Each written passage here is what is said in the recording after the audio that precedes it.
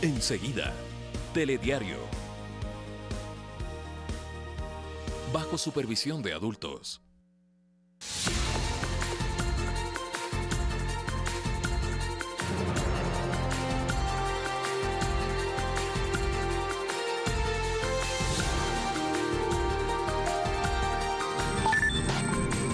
Síganos en nuestras redes sociales.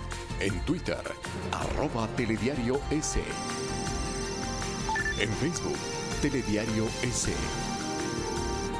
Y en la señal internacional de Ecuador TV para Estados Unidos, a través del paquete latino de DirecTV en el canal 457 y también vía streaming para el mundo por www.ecuadortv.es.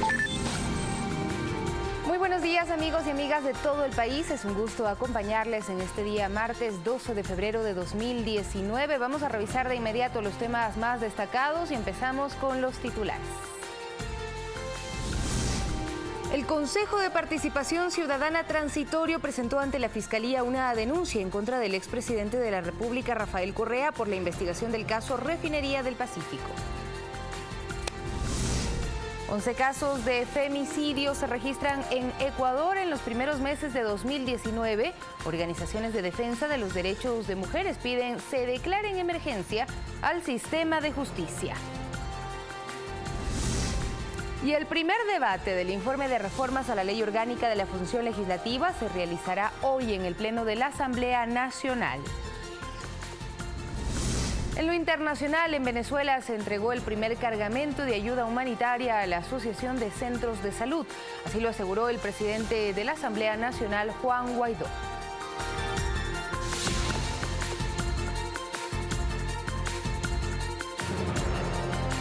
Iniciamos con los detalles de la información, pues la nueva estructura de funcionamiento del Estado decretada por el Ejecutivo permitirá mejorar la gestión pública y darle seguimiento. Así lo aseguró el secretario general de la Presidencia, José Augusto Briones. El vicepresidente Otto Sonnenholzner seguirá coordinando los gabinetes sectoriales. A través del decreto 660, el presidente de la República, Lenín Moreno, sustituye los consejos por gabinetes sectoriales, que responden a un gabinete estratégico.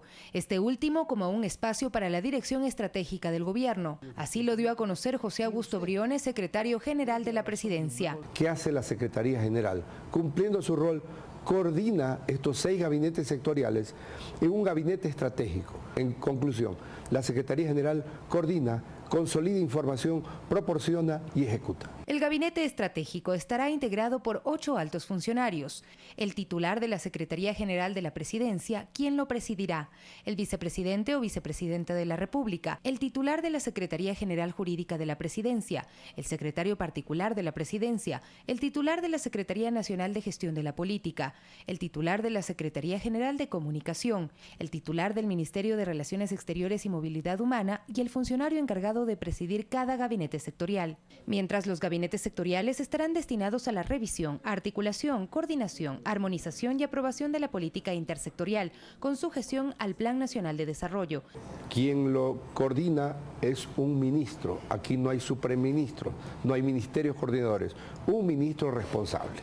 Segundo, el énfasis en la gestión, acelerar la ejecución, mostrar gestión y coordinar todo este tipo de actividades que se hagan.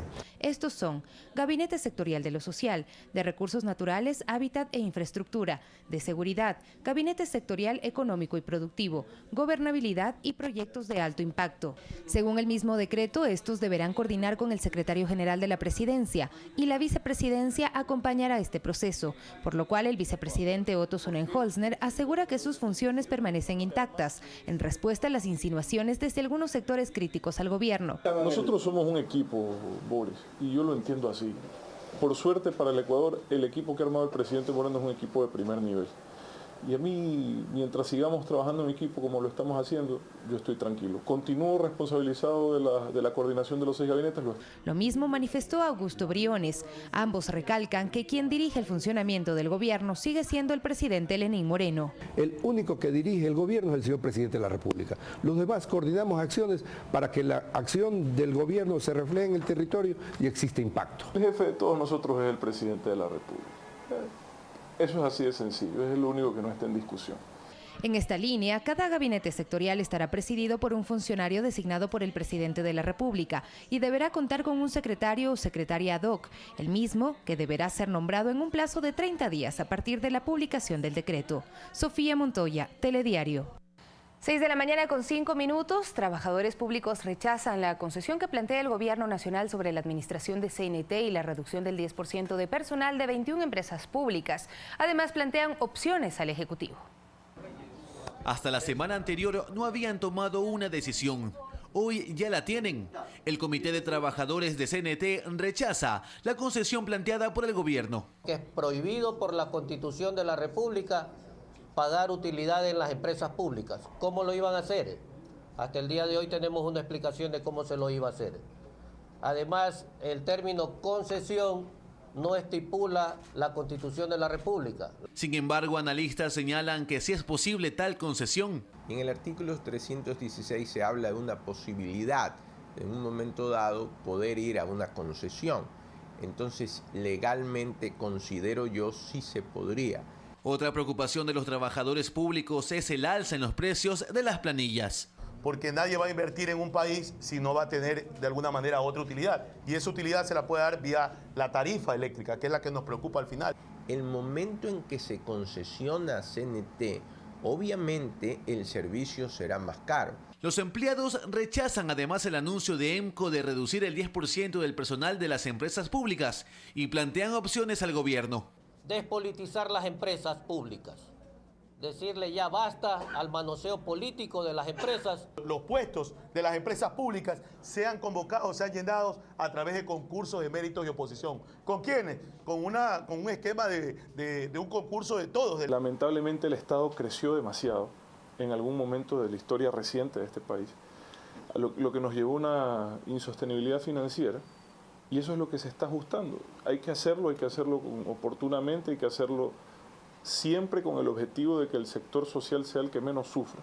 Los trabajadores afirman estar abiertos al diálogo, sin embargo no descartan movilizaciones si no se revierten las medidas anunciadas. Luis Alfredo Zúñiga, Telediario. 6:07 a.m. Vamos a revisar otro ámbito de la información, pues productores audiovisuales expresaron su preocupación por la derogatoria del artículo 98 en la reforma a la Ley de Comunicación. Esto cuando aún no existe una convocatoria al Pleno y esta semana vence el plazo para el tratamiento a la objeción presidencial. En rueda de prensa este lunes, los productores se mostraron inquietos debido a que no existe de momento convocatoria al Pleno de la Asamblea para conocer el veto presidencial, pese a que en esta semana vence el plazo. Nos preocupa tremendamente que hasta el momento no está en la agenda, con lo cual las observaciones del Ejecutivo irían por el Ministerio de la Ley. Manifiestan que han enviado cartas a la Presidencia de la Asamblea y a la Comisión de Derechos Colectivos para exponer sus inquietudes con respecto a la posible eliminación del artículo 98 de la Ley de Comunicación, que restringe la contratación de empresas extranjeras para la elaboración de material publicitario. Hay un crecimiento del sector en cuanto a los puestos de trabajo, en cuanto a la profesionalización de la gente que trabaja ahí, que también se puede caer. En el Parlamento no existe aún fecha para la sesión del Pleno y eso podría resolverse en el CAL este martes, a criterio de Soledad Buendía. Justamente dialogaremos con la presidenta de la Asamblea, lo haré vía carta en el Consejo de Administración Legislativa para que se ponga en el orden del día jueves. Mientras tanto, los productores dieron a conocer que se mantienen vigilantes a lo que ocurre en la Asamblea. Nosotros vamos a dar continuidad, estamos mirando también otras formas de defender nuestros derechos.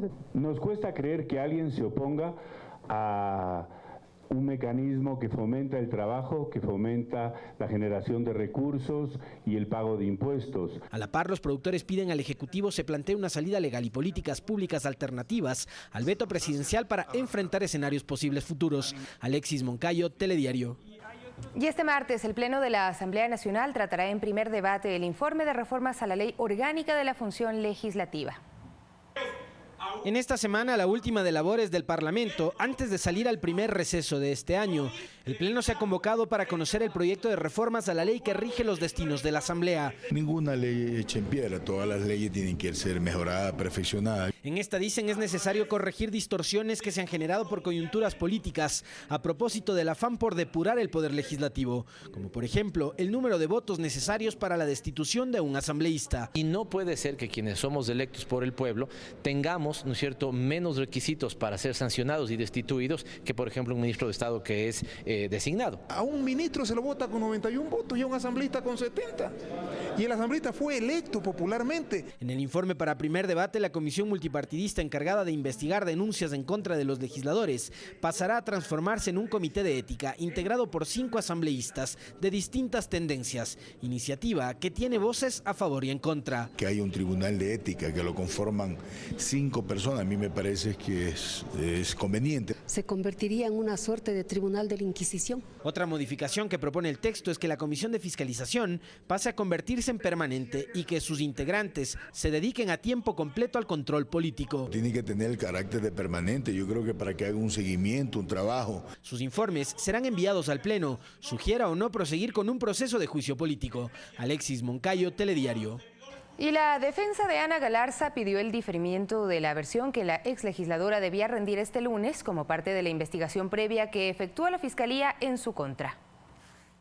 2 horas llevó la versión de Lenin Rodríguez, ex colaborador de Ana Galarza y quien además efectuó el reconocimiento de la firma y rúbrica de la denuncia que presentó en contra de la ex legisladora el pasado 8 de enero por una concurrencia de delitos como uso doloso de documentos falsos, enriquecimiento ilícito y concusión. Una persona que cobraba un sueldo sin trabajar, una asesora 2 que no realizaba ninguna función en la Asamblea Nacional. La asambleísta había dicho que trabaja en Ambato, pues en Ambato no se la había visto, y lo que sucedía es que una persona utilizaba la tarjeta magnética al interior de la Asamblea Nacional para justificar este sueldo. Así también para las 14:30 de este lunes estaba convocada la ex asambleísta a dar su versión en el caso. Sin embargo, su defensa presentó un pedido de diferimiento de la audiencia por circunstancias de trabajo.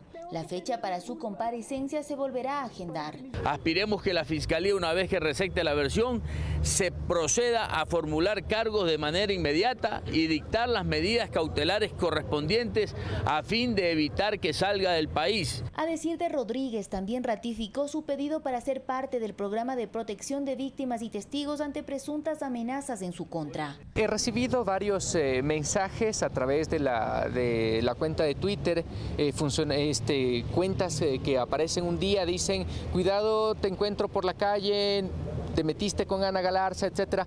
El pasado 7 de febrero, Ana Galarza fue destituida como legisladora en la Asamblea por gestión de cargos públicos. Como parte de la investigación previa días atrás, la Fiscalía solicitó información de la ex asambleísta, su esposo y sus 2 asesores, a la Unidad de Análisis Financiero, a la Contraloría General del Estado, a la Superintendencia de Bancos, entre otras entidades. Olga Velasco, Telediario. Son las 6 de la mañana con 12 minutos. Continuamos en Telediario con más noticias. La Contraloría remitió a la Presidencia de la Asamblea Nacional la sanción de destitución contra el asambleísta del ala correísta Germuy Calle por el uso de bienes públicos para proselitismo político.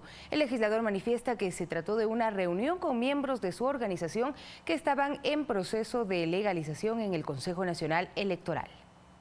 En el marco de una firma de un convenio de cooperación entre el Consejo Nacional Electoral y la Contraloría para el control del uso de bienes públicos durante la campaña electoral, en la que más de 80.000 candidatos pugnan por un cargo de elección popular, el Contralor General subrogante informó acerca de la sanción con responsabilidad administrativa con destitución contra el asambleísta de Revolución Ciudadana Germuy Calle por el uso de bienes públicos para proselitismo político en la Escuela Superior Politécnica del Chimborazo. Un evento realizado con carácter proselitista y partidario, usando el nombre de la Asamblea Nacional. De acuerdo al examen especial que realizó la Contraloría, mediante una llamada telefónica, el legislador Calle habría hecho el pedido al rector de la institución le facilite 3 aulas y un auditorio para el taller de socialización sobre temas propios de la función que desempeña como asambleísta por la provincia de Chimborazo.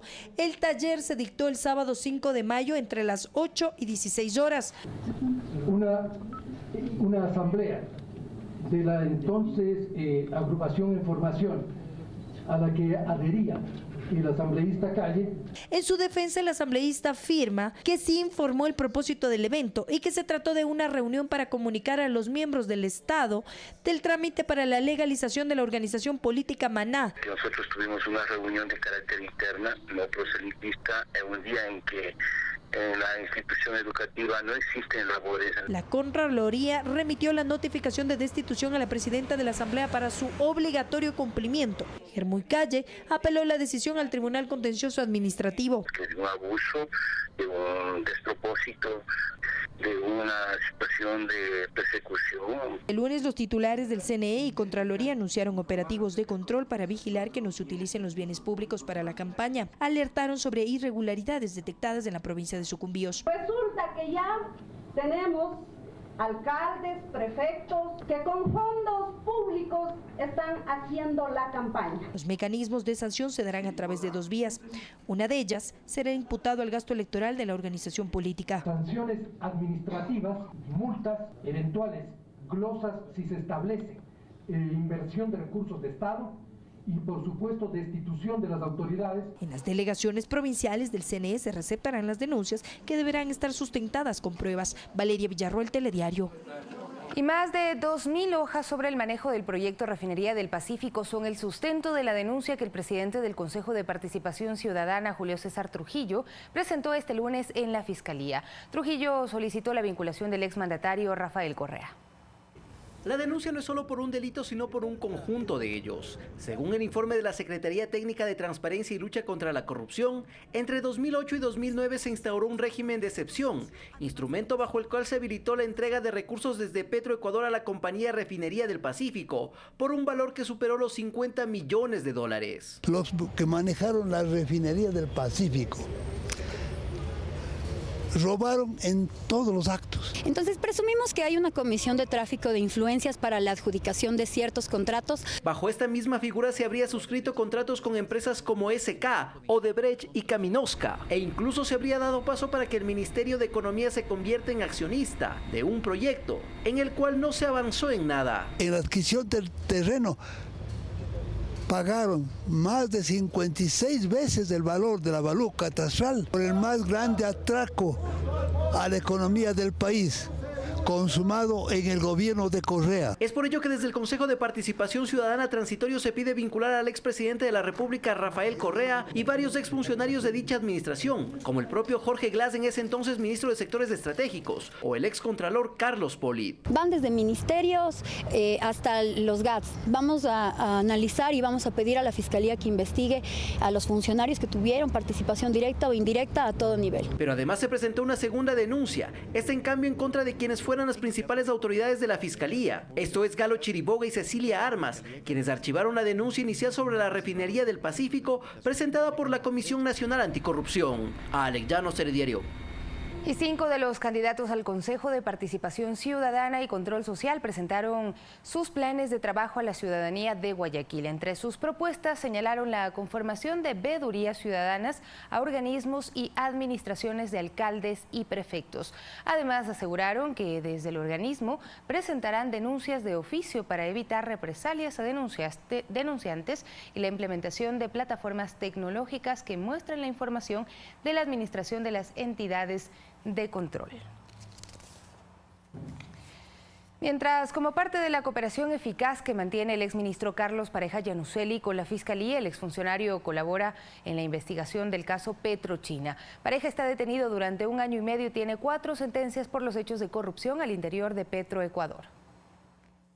El exministro de Hidrocarburos y exgerente de Petroecuador, Carlos Pareja Yanuseli, se encuentra detenido desde el pasado 11 de agosto de 2017, cuando retornó desde Miami, Estados Unidos, al país y se entregó a la justicia ecuatoriana. Actualmente mantiene 4 sentencias por hechos de corrupción al interior de Petroecuador. Por cohecho tiene una pena de 5 años. Por asociación ilícita se le dictó 6 años de prisión. Por enriquecimiento ilícito 10 años. Y por peculado también 10 años. En ninguna de las 4 condenas que mantiene ha operado el acuerdo de cooperación eficaz que firmó con el exfiscal Carlos Vaca Mancheno en septiembre de 2017. Y que durante los últimos 9 meses no tuvo una respuesta dentro del accionar judicial, puesto que no se encontraba la ubicación física de dicha documentación. Actualmente el exfuncionario mantiene 33 investigaciones abiertas que se desprenden de la trama de corrupción en la estatal petrolera. Además, desde el 11 de enero pasado, Pareja Iannuzzelli es parte del programa de víctimas y testigos de la Fiscalía General. Tras 4 meses de efectuar dicho pedido, fue incluido. En las últimas semanas, el exministro Pareja Iannuzzelli compareció a la Fiscalía General para aportar información respecto al comercio internacional de petróleo y deuda externa, que tendría relación con la investigación que se efectúa en torno al caso Petrochina. Y en los próximos días se prevé que nuevamente acuda a la Fiscalía para nuevas diligencias que responden a su cooperación eficaz. Olga Velasco, Telediario.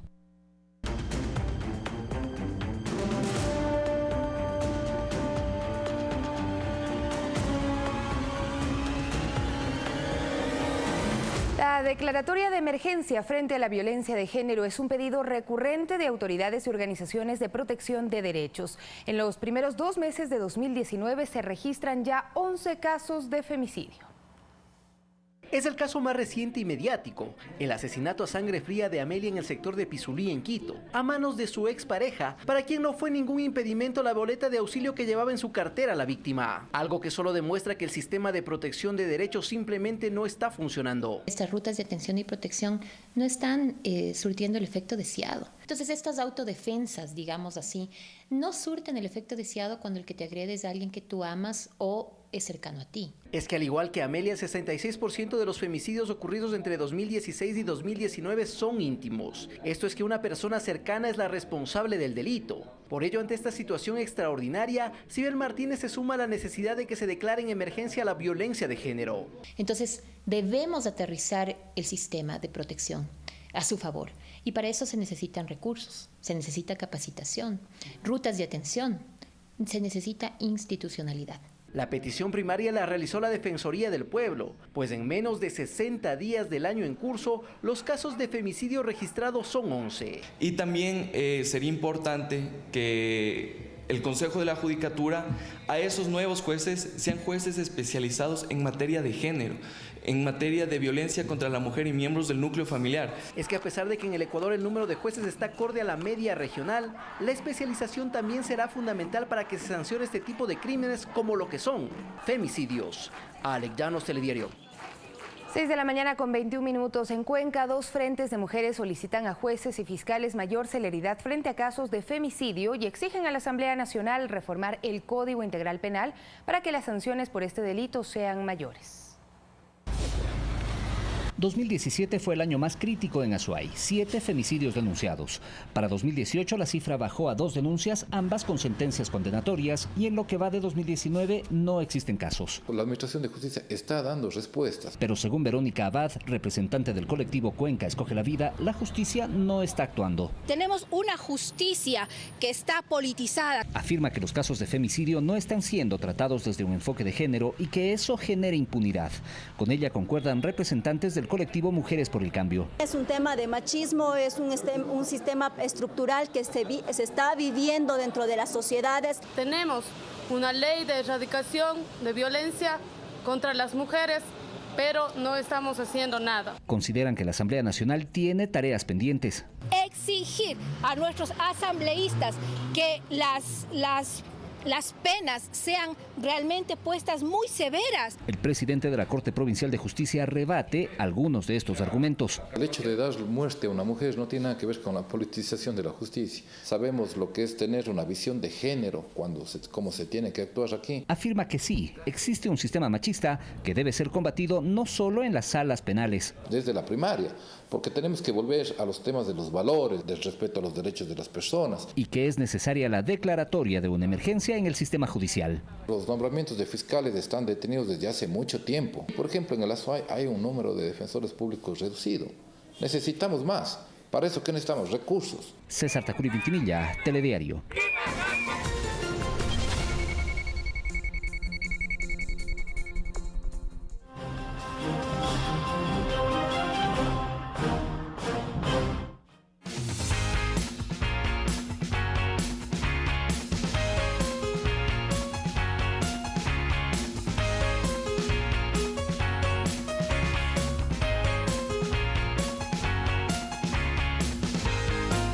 Es tiempo de dar espacio a los que enfrentan los retos. y luchan por sus metas.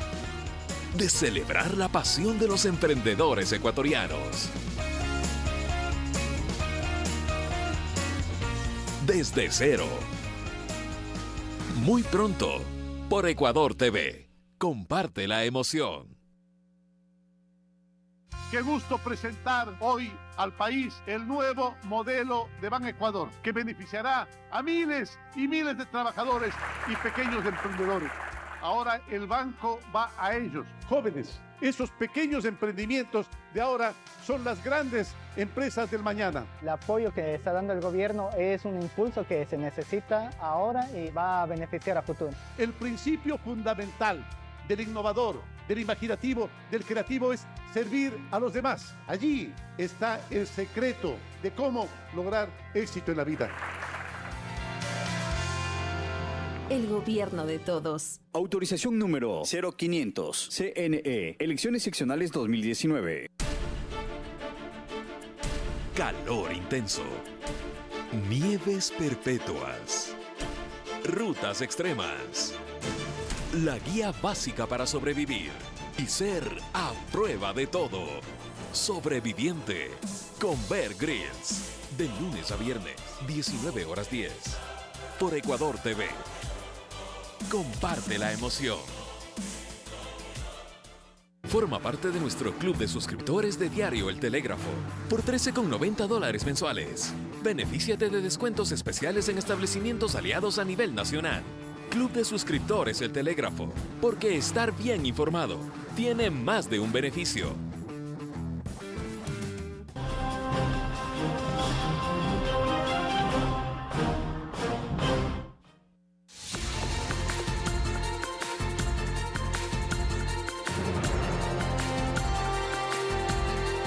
Seguimos con más noticias, pues el presidente Lenín Moreno entregó viviendas en la provincia de Pastaza como parte de la misión Casa para Todos. Los beneficiados son personas de extrema pobreza y personas con discapacidad. Ella es Melba Caecat. Hace más de un año su casa se destruyó por el desbordamiento del río Yandia de la Amazonía. Desde ese entonces ha vivido en condiciones precarias con sus 5 hijos. La tristeza para Melba y su familia ya terminó, pues ella es una de las beneficiarias del proyecto Casa para Todos, que atiende a personas con pobreza extrema, moderada y personas con discapacidad. Es un sueño tan hermoso que los hijos de uno, nuestros vecinos, tengan el gusto de jugar y hacer amistad y sentirse bien, conocerse. Es un sueño, o sea, no tengo palabras. La verdad, yo le agradezco al señor presidente. Melba vivirá en el proyecto habitacional de Santa Clara, ubicado en la provincia de Pastaza. Esta urbanización tiene 62 viviendas y beneficiará aproximadamente a 248 personas. Esta obra ya tiene 90% de avance. Porque ahora estamos pensando en la gente. Ahora estamos pensando en la gente de menos recursos. Aquellas personas que han permanecido olvidadas, ladeadas. ¿Cuándo hubiera pensado una persona pobre tener un sitio así? Y nosotros vamos a encontrar aquí principalmente viviendas de mínimo 50 metros cuadrados, acabados con cerámica en el piso, con toda su habitabilidad, con el agua, con el alcantarillado, lo que va a permitir justamente que tengan una vida digna. En el proyecto habitacional de Santa Clara se invertirá $1.8 millones y la construcción tendrá una extensión de 1.7 hectáreas.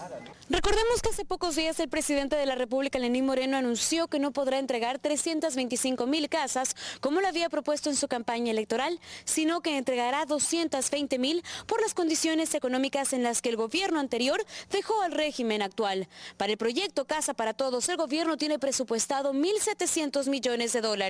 Desde Pastaza, con cámaras de José Vallejo, Carla Arcentales, Telediario. 6 de la mañana con 28 minutos. El cambio climático en la región litoral o costa generó varios fenómenos naturales que han alarmado a la población.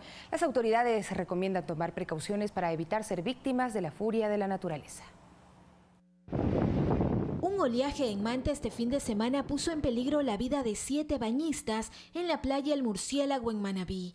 El fenómeno se debió a la combinación de aguaje y oleaje en el borde costero. Esto hace que las corrientes de resaca tengan mayor fuerza. En el área de Manabí hubo una mayor concentración de esta energía que generó los problemas que conocemos. Los cambios climáticos son episodios relacionados al fenómeno del Niño, que en este periodo presenta características de débil a moderado. Las lluvias en la región costa y sierra continuarán en todo el mes de febrero. No va a disminuir en su intensidad, sino que más bien podría irse incrementando. Se espera también que hacia las estribaciones de la cordillera continúen presentándose precipitaciones. Tenemos ingreso constante de humedad en niveles bajos de la atmósfera, inestabilidad atmosférica y el conjunto de todos los procesos físicos que ocurren tanto a nivel global, en una escala un poco más amplia, como a nivel local, durante este periodo sobre el territorio ecuatoriano y principalmente sobre el litoral, pues es lo que provoca la ocurrencia de precipitaciones. En San Borondón, provincia del Guayas, una nube embudo causó alarma en la población. Según el INAMI, se forman en zonas tropicales y para que pase a ser un tornado debe tocar tierra. Cuando hay este tipo de, esta característica de cizalladura vertical del viento, pues favorece que se cree como una rotación en esas nubes y en muchas ocasiones ese eje de rotación se verticaliza, por llamarlo de alguna forma, y se crea esta especie de nubes de tipo de embudo. Se pueden formar en las zonas tropicales, solo que no es costumbre, no es normal que se formen aquí en el litoral de Ecuador. Si toca la superficie del suelo se le llama tornado, y si por el contrario toca la superficie del océano o del mar, pues entonces es lo que se conoce como trombas marinas, trombas de agua. Ante el cambio climático, se pide a las autoridades locales y a la ciudadanía mantenerse alerta para evitar episodios lamentables. Emitimos los boletines, corresponde a las localidades, a las diferentes autoridades ya de los gobiernos seccionales, implementar los avisos. Si ve que el mar tiene un comportamiento extraño, si ven que el oleaje está mucho más fuerte de lo normal, no aventurarse innecesariamente, nadar paralelo a la playa, no contra la corriente, no desesperarse innecesariamente, sino mantener la calma, siempre, en todo momento que se ingresa al mar, hacerlo en pareja. Mariuxi Buenaño, Telediario.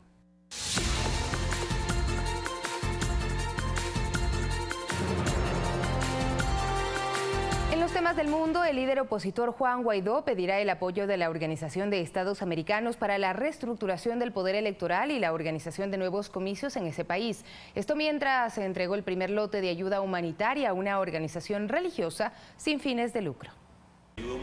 Los insumos entregados a la Asociación de Centros de Salud son 85.000 suplementos alimenticios, que se reducen en 1.700.000 raciones nutricionales para niños y 4.500 suplementos para embarazadas. Estamos entregando un primer cargamento o donativo de insumos, como hemos dicho, en esta primera fase, a la población más vulnerable, niños entre 0 y 3 años de edad, los primeros 1.000 días, madres en periodo de gestación, que hemos conseguido 85.000 suplementos. Dicha ayuda humanitaria, por un valor de más de $20 millones, fue prometida por Estados Unidos a la oposición venezolana. Guaidó además señaló directamente a las Fuerzas Armadas como el factor que hoy en día sostiene al dictador. ¿Qué nos falta hoy luego de 20 años de trabajo, de sacrificio, de construir mayoría, de hablar al pueblo? Nos falta el elemento que sostiene en definitiva siempre en última instancia las dictaduras, ¿no?, que es la Fuerza Armada.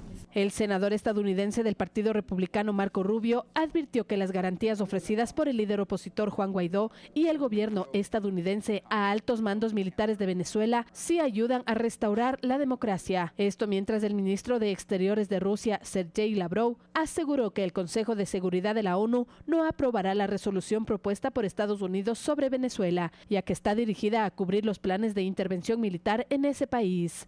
De su parte, la Contraloría de Venezuela anunció la apertura de una auditoría al jefe del Parlamento, Juan Guaidó, por supuestamente ocultar datos en su declaración juramentada de patrimonio. Presuntamente, primero, ocultó o falseó datos contenidos en su declaración jurada de patrimonio. Y segundo, ha recibido dinero proveniente de instancias internacionales y nacionales sin ningún tipo de justificación. Fernanda de la Bastida, Telediario.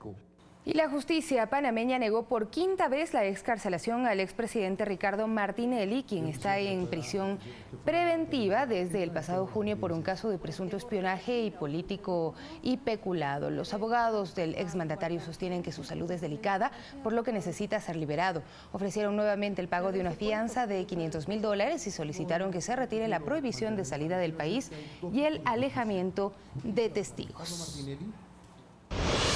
Mientras el Tribunal Supremo de España inició el juicio contra los 12 líderes independentistas catalanes por el proceso soberanista que derivó en el referendo del 1 de octubre de 2017 y la declaración de independencia de Cataluña. El proceso es en contra del ex vicepresidente del gobierno catalán, Oriol Junqueras, los ex consejeros Jordi Turull, Josep Rull, Joaquim Forn, entre otros. Se espera que el juicio tenga una duración de 3 meses, donde se presentarán varios testigos, entre ellos el expresidente del gobierno español, Mariano Rajoy.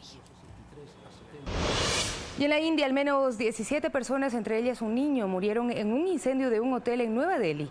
Los bomberos lograron extinguir el fuego casi 4 horas después de que este se desatase la madrugada.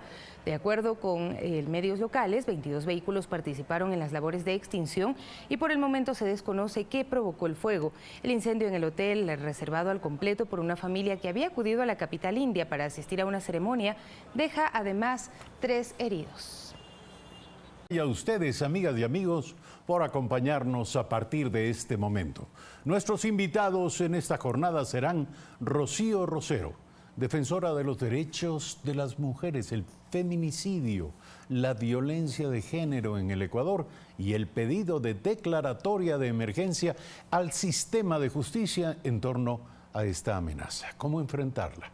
Además, Paulina Recalde, directora de la encuestadora Perfiles de Opinión, el triunfo de la selección sub-20 y la relación entre deporte, optimismo público, expectativas de esperanza de las personas. Los abordaremos con una aficionada y al mismo tiempo una experta en investigaciones de opinión. Y finalmente, Miguel Revelo, abogado de Carlos Pareja Yanuseli.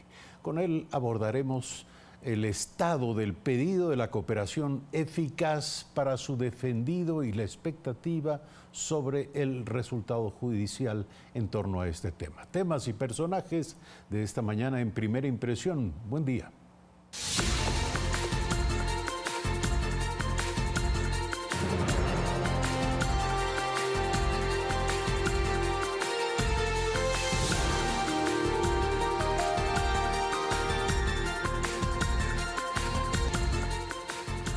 Esta mañana, como todos los días a esta hora, recomendamos a ustedes la lectura de Diario El Telégrafo. El Telégrafo nos trae abundante información, pero destaca sobre todo el proceso de la tricolor sub-20 y sus inicios en 2017. El técnico Jorge Célico observó a más de 200 jugadores para terminar confirmando el combinado juvenil que se llevó el campeonato sudamericano y que jugará en Polonia en el próximo Mundial de la categoría. Además, Quito solicita la situación de emergencia por feminicidio. El Consejo de Protección de Derechos pide acciones concretas. Este será uno de los temas que abordaremos esta mañana en Primera Impresión. Y finalmente, Diario El Telégrafo nos dice: Contraloría pide destituir al legislador Hermúy Calle. El asambleísta usó instituciones del Estado para hacer proselitismo. Estas y otras informaciones las encuentra usted esta mañana en la entrega de Diario El Telégrafo. Como parte de la cooperación eficaz que mantiene el exministro Carlos Pareja Yanuseli con la Fiscalía, el exfuncionario colabora en la investigación del conocido caso Petrochina. Pareja Yanuseli está detenido desde hace 1 año y medio y tiene 4 sentencias por hechos y delitos de corrupción en Petroecuador. El exministro de Hidrocarburos y exgerente de Petroecuador, Carlos Pareja Yanuseli, se encuentra detenido desde el pasado 11 de agosto de 2017, cuando retornó desde Miami, Estados Unidos, al país y se entregó a la justicia ecuatoriana. Actualmente mantiene 4 sentencias por hechos de corrupción al interior de Petroecuador. Por cohecho tiene una pena de 5 años. Por asociación ilícita se le dictó 6 años de prisión.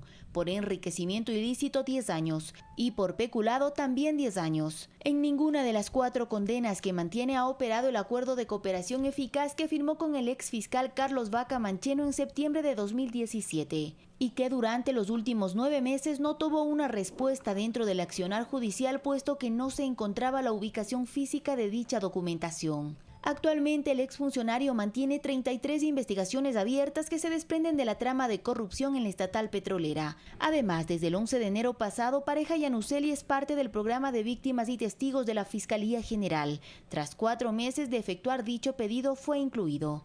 En las últimas semanas, el exministro Pareja Yannuzeli compareció a la Fiscalía General para aportar información respecto al comercio internacional de petróleo y deuda externa, que tendría relación con la investigación que se efectúa en torno al caso Petrochina. Y en los próximos días se prevé que nuevamente acuda a la Fiscalía para nuevas diligencias que responden a su cooperación eficaz. Olga Velasco, Telediario. 7 de la mañana, 1 minuto. Todavía recordamos las imágenes de Carlos Pareja Yannuzeli a través de videos en redes sociales, amenazando fuertemente con revelar verdades en torno al ex vicepresidente de la República, Jorge Glass, y algunos de los casos que luego le implicaron, y otros que no han sido adecuadamente investigados y sobre los que todavía no tenemos certezas. Se encuentra con nosotros esta mañana Miguel Revelo, abogado de Carlos Pareja Yannuzeli. Buenos días, gracias por aceptar esta invitación. Su representado ha sido procesado y sentenciado por hechos de corrupción en la empresa Petroecuador y avanza en paralelo con un acuerdo de cooperación eficaz con la Fiscalía. Pero ¿por qué este acuerdo nunca comenzó a operar? Buen día. Buenos días, señor periodista. Le agradezco su invitación. Respecto a su pregunta, efectivamente, el acuerdo de cooperación eficaz fue firmado en septiembre del 2017. Lastimosamente, debemos recordar que en ese tiempo, quien fingía como fiscal general del Estado, posteriormente fue destituido y en varias... ¿Fingía o fungía? Fungía. ¿O ambas? Bueno, perdón. Siga, por favor. Tendríamos que valorar el hecho porque el señor fiscal fue destituido, ¿no? Entonces, en varias oportunidades ante los medios públicos manifestó el hecho de que ninguna información traída por el ingeniero Carlos Pareja Yannuzeli servía para la Fiscalía, servía para seguir las investigaciones de la trama de corrupción. ¿Pero qué pasó? En concreto, se firma un acuerdo de cooperación eficaz y este no entra a operar. ¿Por qué? No entra a operar porque no había la voluntad del fiscal general en ese momento de toda la documentación entregada, toda la información que ha sido verificada ya ahora, e incluirla dentro de las investigaciones que se estaba haciendo por parte de la Fiscalía. Ahora, ¿todo lo que tenía que decir Carlos Pareja Yannuzeli está dicho? ¿O hay verdades que todavía podría revelar? Está dicho una gran parte. Recordemos que el ingeniero Carlos Pareja Yannuzeli se encuentra ya 18 meses en prisión. No ha obtenido ningún beneficio por parte del Estado ecuatoriano a través de la Fiscalía por toda la colaboración eficaz que ha dado hasta la presente fecha. Todavía tenemos muchas cosas que decir. En esta semana vamos a reunirnos nuevamente con la señora Fiscal General del Estado y vamos a articular las mesas de trabajo para seguir proporcionando esa información que es muy valiosa para la Fiscalía y para la investigación que se está haciendo. ¿En torno a qué casos puntualmente va a aportar información Carlos Pareja Yannuzeli? Señor periodista, la cooperación eficaz tiene que cumplir con 2 principios fundamentales, que es la reserva y la confidencialidad. En ese sentido, yo no podría expresar a usted cuáles son los puntos que se van a tratar, pero la información que tiene el ingeniero Pareja Yannuzeli es bastante sensible y va a tocar bastantes entrañas de toda una maraña que presumimos se dio respecto al comercio internacional de petróleo y muchos otros temas más que ya la Fiscalía es la única que determinará dónde y cuándo van a empezar las instrucciones fiscales. Hablando de marañas, ¿cómo se encuentra? ¿Hay garantías de seguridad para Carlos Pareja Yannuzeli? En este momento el único responsable de la seguridad del ingeniero Carlos Pareja Yannuzeli es el Estado ecuatoriano. ¿Dónde se encuentra él y en qué condición? Él se encuentra en este momento en la provincia de Cotopaxi, se encuentra en el área denominada CDP.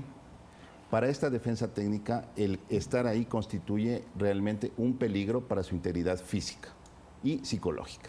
Lastimosamente, la semana anterior tuve conocimiento que se le ha negado la entrega de medicamentos. Ventajosamente, al ser el ingeniero Carlos Pareja Yannuzeli un testigo protegido, se dio inmediata anuncio de este hecho a las autoridades de la provincia de Cotopaxi y ellos han preparado ya un informe que espero que se lo presente a la señora fiscal esta semana y tome las medidas correspondientes respecto a la integridad física de mi defensa. ¿Bajo qué argumentos se le niegan medicamentos y cuál es el problema de salud de Carlos Pareja? Bueno, todos conocemos que el sistema penitenciario realmente ahora se está evidenciando que atraviesa por una crisis bastante grande. Se nos mintió en el momento que se decía que el sistema penitenciario era un ejemplo para Latinoamérica y estamos viendo el hacinamiento que existe en las cárceles. En ese sentido, pues, pero no esa tiene es la circunstancia de Carlos Pareja. Esa es la Él circunstancia. está compartiendo un espacio en con una más de celda 500 sobrepoblada. Por supuesto, las cárceles, especialmente la de Cotopaxi, está sobrepoblada. Y eso no nos da una garantía a nosotros como defensa técnica de que la vida esté bien precautelada por parte del Estado ecuatoriano. Nosotros hemos colaborado en todo el Estado. Es ahora el Estado quien debe cumplir con su testigo protegido, que es el ingeniero Carlos Pareja Llanuselli. ¿Su representado ha sido amenazado? Ha sido amenazado, ha sufrido hurtos dentro de la misma celda donde él estuvo. ¿Ha sido amenazado por quién? ¿En qué circunstancias? Bueno, las amenazas dentro de donde él se encuentra, ¿no es cierto?, son amenazas que van principalmente en contra de su vida. Pero, ¿comparte la celda con condenados peligrosos? Comparte la celda con personas que no necesariamente tienen mucho que perder si es que llegaran a atacar la integridad física del ingeniero Pareja Llanuselli. Por eso es mi llamado a la fiscal general a fin de que conozca los informes técnicos que ya tenemos, que ya se han dado dentro de un proceso técnico y tome las mejores determinaciones a fin de que el ingeniero Pareja Llanuselli sea protegido en su integridad. Pero en este caso no es solo un problema de la fiscal. Es de las autoridades, de los funcionarios que manejan el sistema penitenciario en el país. Son responsables de la vida de Carlos Pareja Llanuselli y por lo tanto de alguna manera corresponsables respecto de lo que ocurra en el futuro en los casos en los que el ingeniero Carlos Pareja todavía tiene información que aportar a la justicia. Gracias por aceptar esta invitación. ¿Cuándo será la reunión con la fiscal?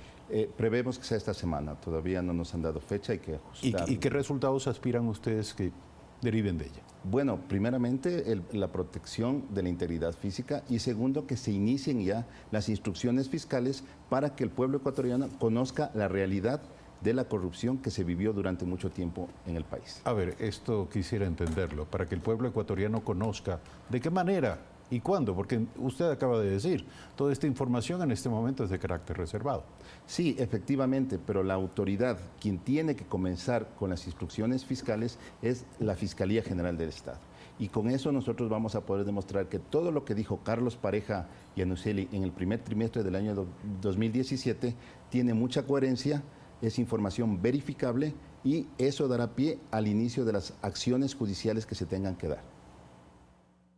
¿Está en el mismo lugar de reclusión del ex vicepresidente Jorge Glass?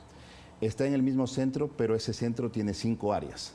Él estuvo en el área de transitoria donde sí existía una garantía para su vida porque había pocas personas que estaban recluidas. Y luego fue trasladado. Pero fue trasladado arbitrariamente y sin informes técnicos al área de CDP. Atención, la advertencia está dada, planteada. Miguel Revelo, abogado de Carlos Pareja Llanuselli, esta mañana en Primera Impresión. Gracias por estar aquí. 7 de la mañana, 9 minutos. Regresamos con Paulina Recalde, directora de la encuestadora Perfiles de Opinión.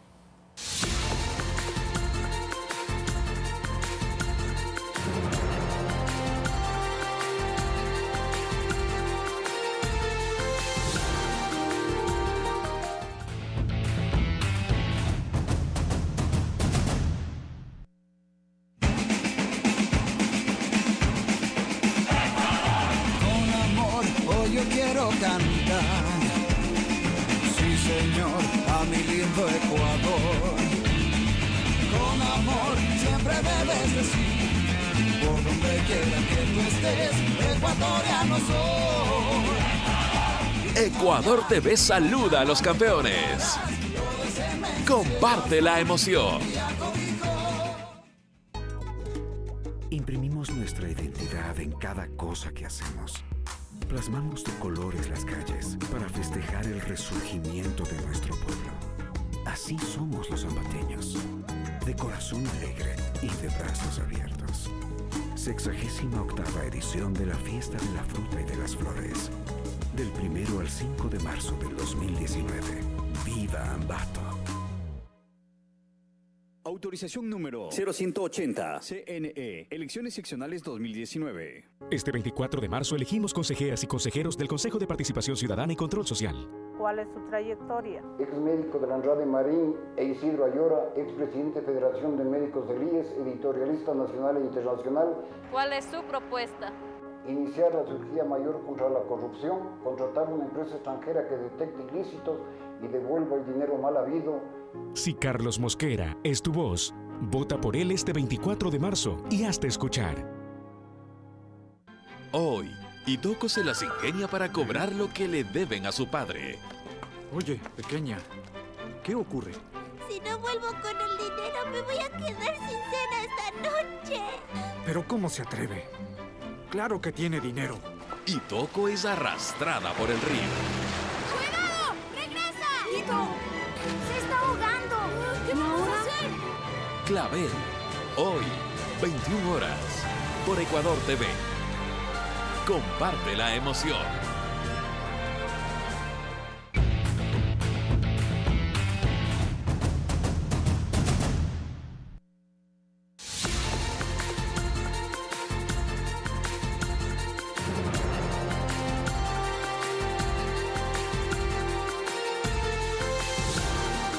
Son las 7 de la mañana, 12 minutos, y nuestra invitada es Rocío Rosero, subsecretaria de Prevención y Erradicación de la Violencia contra Mujeres, Niños, Niñas y Adolescentes.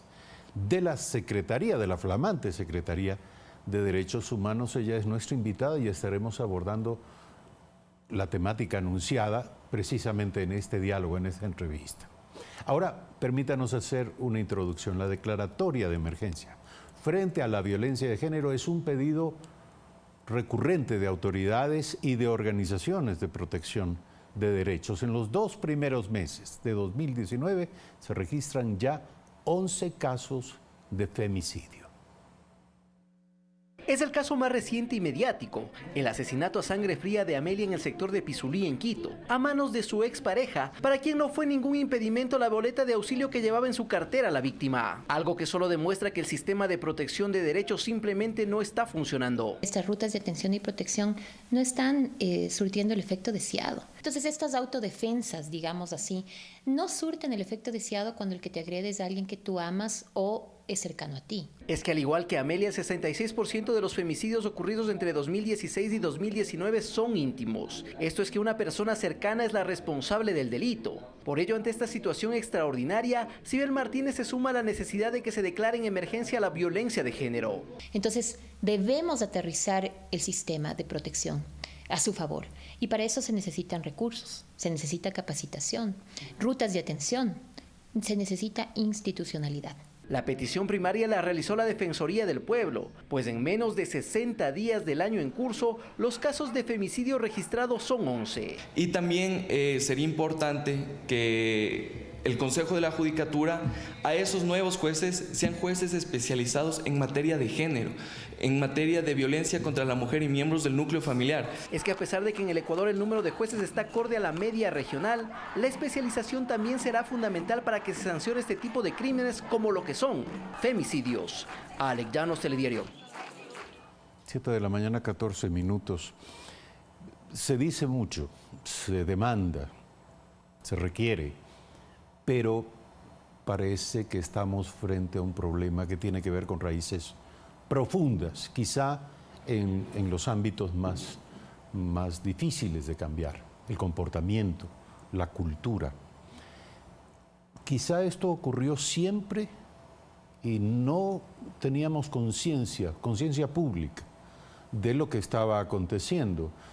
¿O existe verdaderamente en el mundo y en el Ecuador, en ese contexto, un rebrote de violencia contra las mujeres que nos está dando estas cifras alarmantes? Buenos días. Buenos días, muchísimas gracias por esta oportunidad. La verdad es que este es un tema que va por los dos carriles, diría yo. Por un lado, un movimiento feminista que logró visibilizar y multiplicarse al punto de convertirse en el Me Too, en el Yo También, en América Latina, en el Vivas Nos Queremos, que ha significado la puesta en escena pública, en la agenda pública, el tema con una fuerza grande. Pero esto corresponde a un proceso social en donde se habla del tema, ya es un tema de política pública. Sin embargo, a pesar de tener leyes y a pesar de tener supuestamente un conjunto de mecanismos, todavía nos falta mucho por consolidar. Pero eso es lo novedoso. En cambio, el femicidio o el feminicidio, ambas son correctas, viene ocurriendo desde hace mucho tiempo. Estamos hablando de un problema que tiene raíces en el pasado, en el comportamiento. Efectivamente, la violencia de género contra las mujeres, niñas, niños y adolescentes es una violencia que está basada en un patrón de relaciones, de superioridad del hombre, del padre, del profesor, de la autoridad en el ámbito laboral, del dirigente político y así sucesivamente en todas las esferas de la vida, no solo familiar, sino social, comunitaria y pública. Ese patrón es el que ha ido naturalizando un conjunto de comportamientos sociales que antes eran considerados privados. No se podía hablar para nada de la violencia sexual que ocurre en los espacios que deberían ser espacios protectores, por ejemplo, la propia familia. Fenómenos como el incesto o los delitos sexuales en el ámbito educativo son fenómenos de los cuales no se hablaba antes. Era el claro, secreto eran temas vedados. Temas vedados y el secreto mejor guardado, tratados como problemas de una desgracia personal, familiar en el mejor de los casos, pero que no era conocida y sobre la cual no había legislación. Es decir, creo que a partir de los años 90 empieza a abrirse la posibilidad de hablar con claridad desde las Naciones Unidas, desde el andamiaje de la legislación internacional de derechos humanos, se empieza a hablar de la importancia del tema y de que la violencia contra las mujeres y las niñas constituye una grave violación de derechos humanos. Esto se da en el 93 y abre una compuerta con la primera conferencia de derechos humanos que ocurrió en Viena, y a partir de entonces hay un conjunto de esfuerzos en la legislación internacional y nacional de los distintos países para mirar el problema como un problema de política pública, como un problema de necesidad imperiosa frente a las desigualdades y discriminaciones que no pueden ser, digamos, tratadas de una manera como si nada ocurriese.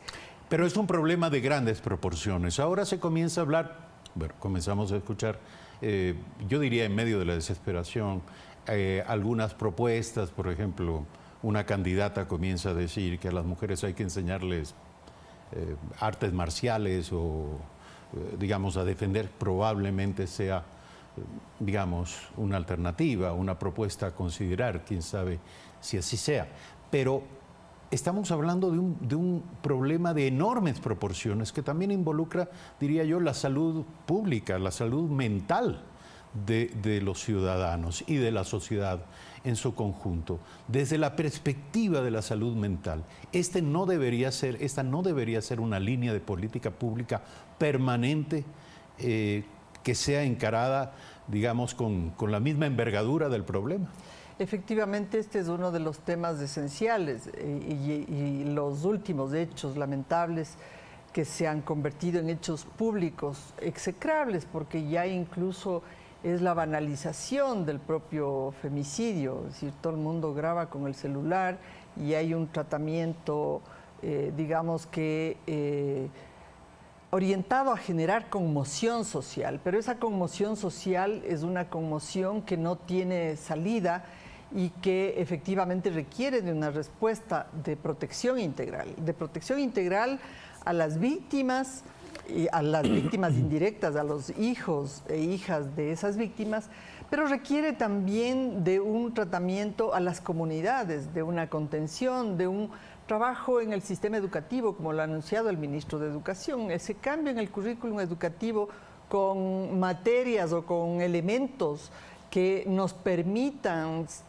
volver a retomar la importancia de valorar la dignidad y la vida de las niñas y las mujeres como elementos esenciales del convivir de la familia y de la sociedad, son elementos que tienen que darse. Y esto tiene que darse de una manera inmediata, es lo que está en curso, y es el gran desafío del sistema de protección integral, porque significa, por ejemplo, para salud significa que efectivamente las salas de primera acogida para las víctimas y sus familiares estén a disposición con personal capacitado, que haya una fiscalía que cuente con el número suficiente de fiscales especializados también en todo el territorio nacional, porque la violencia está ocurriendo en todo el territorio, pero también significa que tengamos, en el caso de la Secretaría de Derechos Humanos, unos servicios de protección a víctimas que realmente estén acompañando en los primeros auxilios, estén dando atención, contención psicológica, y ese es el gran esfuerzo. Pero todo eso, por lo que usted señala,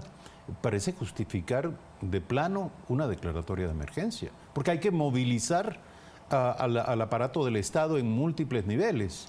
Efectivamente es en múltiples niveles. Es decir, hay que convertir esto en un tema de la agenda pública en los primeros lugares. Lo es y en este momento está siendo considerado el tema por las más altas autoridades. Y nosotros lo que hemos hecho es lanzar una propuesta de acuerdo nacional por la dignidad y la vida de las mujeres, y ese plan, digamos, ese acuerdo está respaldado por un plan de respuesta inmediata que implica empezar a articular las distintas instituciones, los distintos nodos del sistema. Esto quiere decir un trabajo mancomunado entre los gobiernos locales, el Ministerio de Salud, de Educación, la Secretaría de Derechos Humanos, los servicios de protección especial, las juntas cantonales, la implementación de juntas cantonales especializadas para niñez y adolescencia y para mujeres, para la aplicación de la ley, porque necesitamos ir en ese camino de fortalecer los sistemas especializados de protección integral de derechos. Esa es una deuda que tiene el Ecuador después de el país, del gobierno nacional, que la ha asumido la Secretaría en este momento. Esa es su misión central, fortalecer los sistemas de protección integral especializados para ese conjunto de poblaciones cuyos derechos están siendo vulnerados. La tarea no es fácil, llevamos apenas 9 semanas, esta es la 9ª semana de gestión, ya tenemos una estructura y hemos lanzado este plan que está siendo consolidado y será debatido en el gabinete ministerial el próximo viernes. Y vale la pena, porque nos aproximamos a unas elecciones el 24 de marzo, que nos amenazan con la superficialidad y la carencia de ideas, la falta de contenidos. En fin, vale la pena que los candidatos hablen de esto. Los municipios, los gobiernos autónomos descentralizados, las prefecturas, las juntas parroquiales. Este es un problema de la sociedad ecuatoriana, mientras sigamos siendo una comunidad de seres humanos que producen hombres que matan mujeres. 7 de la mañana, 23 minutos. Gracias por aceptar esta invitación.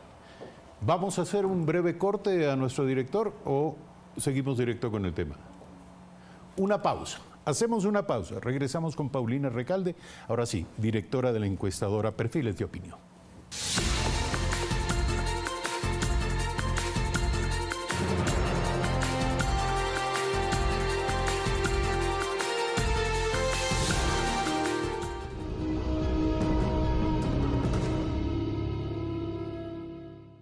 Hoy, en Memoria del Futuro, Pro, una aplicación que permite la retroalimentación inmediata del servicio al cliente.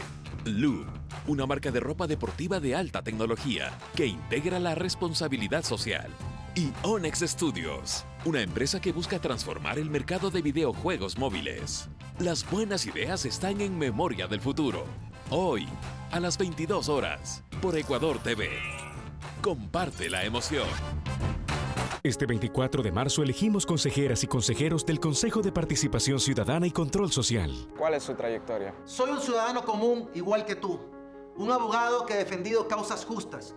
Me he enfrentado a los abusos del poder con éxito. ¿Cuál es su propuesta? Conmigo aprenderás a defenderte y en la lucha contra la corrupción estaré para protegerte. Tú, ecuatoriano, eres mi mandante. Yo seré tu representante. Si Hernán Ulloa es tu voz, vota por él este 24 de marzo y hazte escuchar. Hoy, Itoco se las ingenia para cobrar lo que le deben a su padre. Oye, pequeña, ¿qué ocurre? Si no vuelvo con el dinero, me voy a quedar sin cena esta noche. ¿Pero cómo se atreve?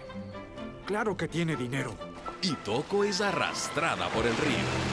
¡Cuidado! ¡Regresa! ¡Ito! ¡Se está ahogando! ¿Qué vamos a hacer? Clavel, hoy, 21 horas, por Ecuador TV. Comparte la emoción.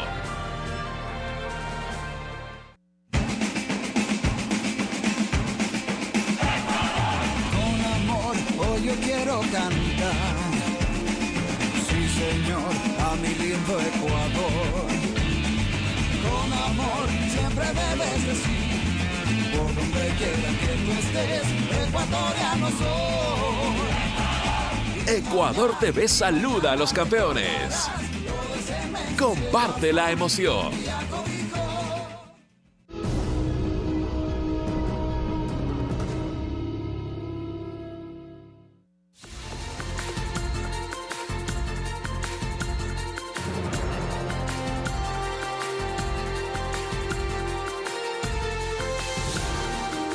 Son las 7 de la mañana con 26 minutos. Ecuador consiguió, qué bonita selección, por primera vez en la historia, el campeonato sudamericano de la categoría sub-20, una selección joven, fresca, con ilusión.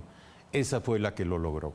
Y clasificó al Mundial de Polonia y además a los Juegos Panamericanos que se desarrollarán este mismo año en Lima, en Perú. Revisemos la campaña cumplida por nuestra selección en este torneo que se disputó en Chile. La selección ecuatoriana categoría sub-20 se proclamó como campeona del sudamericano que se cumplió en Chile. Antes de enfrentar a Venezuela en el último partido, Ecuador ya estaba clasificado al Mundial de Polonia. La victoria 3-0 frente a los llaneros solo ratificó el éxito de la tricolor. Los jugadores de la selección nacional estuvieron presentes en el estadio de Rancagua para observar el partido entre las selecciones de Brasil y Argentina. Los últimos minutos eran una fiesta para Ecuador, quienes sabían que con la victoria de Brasil eran campeones sudamericanos. Los festejos desbordaron tras el pitazo final. Abrazos, lágrimas de felicidad rondaban el ambiente de la mini tricolor. El entrenador de la selección, Jorge Célico, se refirió al éxito alcanzado. Único porque aparte creo que es el primer campeonato Conmebol en la historia del país. Y bueno, un poco uno ayudó a dar un primer paso importante para el país. Trabajo, mucho tiempo de trabajo, mucho apoyo de la dirigencia, muy buenos jugadores, una buena generación de jugadores. Y bueno, creo que ellos son los artífices de esta alegría, sinceramente. El presidente de la Federación Ecuatoriana de Fútbol, Francisco Egas, también estuvo presente en los últimos partidos, acompañando a los jóvenes futbolistas. Ratificó que durante su gestión continuarán apoyando a las categorías juveniles. Es una herencia linda, mérito de los jugadores, mérito del cuerpo técnico, completamente, que se han sacrificado mucho, han trabajado mucho. Tenemos muchos compromisos, Mundial, Copa América, la selección de Ecuador tiene mucho movimiento este año, vamos a hacer todo lo posible. La idea es ponerla donde merece estar. El éxito de Ecuador no solo fue alcanzar el título por primera vez en la historia.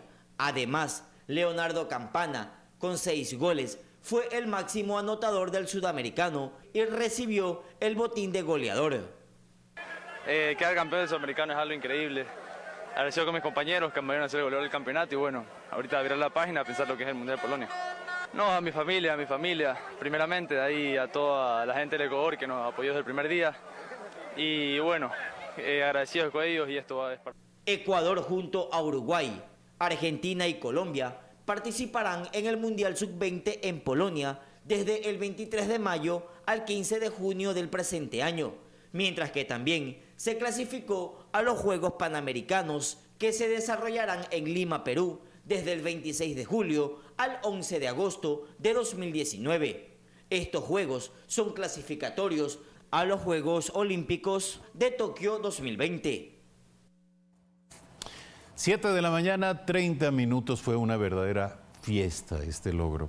Está aquí Paulina Recalde, directora de la encuestadora Perfiles de Opinión. Buen día, gracias por estar aquí. Nuestra invitada es una tremenda aficionada al fútbol y además de ello es una experta en investigaciones de opinión. Y en esa doble condición la pregunta es, ¿estos triunfos deportivos de qué manera impactan en el estado de ánimo, en el optimismo? ¿Se traducen verdaderamente, tienen algún valor ejemplar para la sociedad? Bueno, buenos días, Eduardo. Gracias por la invitación. Estoy aquí como hincha y para mí siempre es un gusto hablar de fútbol. Siempre tienen un modo de impactar en el estado de ánimo, en la cotidianidad de la población. Yo diría que el límite, digamos, o lo lamentable es que un campeonato como este no sea transmitido en televisión abierta. Ayer que llegaba a la oficina me encontré con un compañero de trabajo y lo primero que le pregunté es, ¿viste? Y me dijo, no pude ver porque no tengo cable, ahora hay que pagar por ser feliz. Y tiene mucha razón con eso. Esto, si es que estuviese en televisión abierta, podría sin duda alguna tener un impacto muchísimo más ampliado, pero en la medida en que la población se suma o va sabiendo, ve los resúmenes, mira los goles, sí, tiene un impacto en el estado de ánimo y genera un contagio realmente, porque es una cosa de la que hablamos el resto de la semana y que además va a tener impacto seguido, porque vamos a estar pendientes a finales de febrero de ver con qué grupo le toca a Ecuador. Ya sabemos que va a estar en el bolidero 3, sabemos que de acá tenemos el Mundial, entonces la alegría se extiende porque estaremos pendientes de cómo le va a esta selección, que además no solamente que hizo un triunfo histórico, el triunfo realmente es fundamentalmente histórico, sino que además lo hizo muy bien. Es una selección que juega bien, es una selección que tiene varios jugadores ya que generan ilusión respecto a las reservas, respecto al Mundial, respecto al futuro. Varios de ellos están siendo ya observados, entonces por eso digo que la alegría se va a prolongar de acá. Ahora, mirada en términos históricos, ya vamos al tema de que estas parcelitas de felicidad están siendo, digamos, privatizadas de alguna manera. Pero en términos históricos, ¿qué está ocurriendo en el fútbol sudamericano?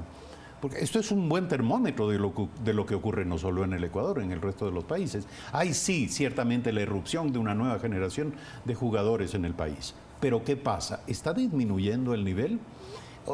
¿Estamos hablando de una igualdad de potencialidad futbolística con incremento de calidad o lo contrario? Bueno, hay que hacer, yo diría, 3 observaciones. Una primera, y es que el nivel de fútbol ecuatoriano hace rato que ya se igualó con varios de los históricos a nivel sudamericano. La evidencia de eso tiene que ver con nuestras clasificaciones al Mundial de la selección mayor, tiene que ver con los logros, por ejemplo, en Copa Libertadores, Copa Sudamericana, me refiero a Liga de Quito, me refiero también a lo que hizo en su momento Independiente del Valle. Eso es un primer parámetro. Lo segundo, que es relevante, es que normalmente estas selecciones habían sido destacadas en países que tienen un proceso largo de reservas, fundamentalmente Argentina, Brasil, Uruguay. Por eso es tan importante lo que acaba de hacer Ecuador, porque nos da cuenta de que tenemos ya varios jugadores que pintan para las selecciones mayores. ¿Y en su opinión es un proceso corto el de Ecuador? Porque se dice que desde el año 2017 apenas comenzó el trabajo del profesor Célico y él puso a prueba a 200 jugadores antes de llegar a esta combinación. Sí, es un proceso corto si comparamos con lo que sucede con los países como los que he citado, y en esa medida es un proceso digno de reconocer, porque una clasificación como la de Ecuador, no solamente por el campeonato, sino por el reconocimiento que han tenido varios de sus jugadores, da cuenta de que es un proceso sostenido. Estamos hablando de varios jugadores. En el caso de Campana, por ejemplo, si uno mira el historial de este jugador, tiene un promedio de un gol por encuentro, además de los 16 goles que tuvo la selección esta vez, el 50% de ellos dicen las estadísticas que Campana participó. Y es interesante, esto es lindo saberlo, porque sabemos ahora, leyendo también el historial de esta selección, que Célico no lo tenía previsto para ser el 9 de esta selección. Estaba el jugador aquel del Independiente del Valle que está jugando en el Valladolid, Plaza, que por esta razón no vino a jugar. El plan B era Yorcaed Riascos, que estaba lesionado. El plan C venía a ser Leo Campana, que ahora es el goleador y es considerado el mejor 9 del campeonato. Tenemos a jugadores, además, que tenemos como una suerte de promesa en este momento. Si uno lee la reseña de la revista Marca, que es una revista importante en términos deportivos, coloca a varios de estos jugadores en el 11 ideal de este campeonato. Me refiero a Alvarado, me refiero a Cifuentes, que además se considera ya este momento que podría ser el nuevo Quinito Méndez, me refiero a Palacio. Es decir, estamos hablando de jugadores que no solamente han quedado campeones, que no solamente han clasificado al Mundial, sino que están considerados en el 11 ideal, es decir, que son jugadores en los que se está viendo potencial y que seguramente varios de los clubes internacionales y podría ser el 11 ideal mirando. de la futura selección ecuatoriana de fútbol. ¿Qué es lo mejor que les puede ocurrir a esos muchachos? Que venga un empresario, se los lleve a jugar en clubes profesionales en Europa, es decir, que tengan esta experiencia inmediata. Yo diría que lo mejor que les puede ocurrir son tres cosas. Primero, tener un proceso sostenido de acá al Mundial, que es lo inmediato. Célico ha dicho ayer, estamos para ganar, es decir, está reivindicando no solamente el campeonato y la participación en el Mundial, sino diciendo que están para más. Eso es lo primero. Lo segundo, que tengan un proceso sostenido como selección de acá, con la sub-20, pero sobre todo mirando hacia mayores, porque eso genera ya un proceso de mayor aliento. Y evidentemente que sean mirados por clubes, pero con clubes que les signifique un crecimiento, una carrera, un hecho emblemático, por ejemplo, como lo que fue en su momento Aguinaga, como lo que fue también Antonio Valencia, o sigue siendo. Esos son los procesos que necesitan nuestros jugadores, es decir, no solamente salir, sino generar una carrera afuera y sobre todo regresar siempre para fortalecer la selección, porque eso permite que el fútbol ecuatoriano siga creciendo. En referencia a la primera pregunta, ya hemos visto el fútbol sudamericano en este campeonato del que hemos salido campeones. Ahora la nueva prueba de fuego está en el Mundial de Polonia. ¿Cuáles son las perspectivas? Bueno, vamos con un muy buen equipo.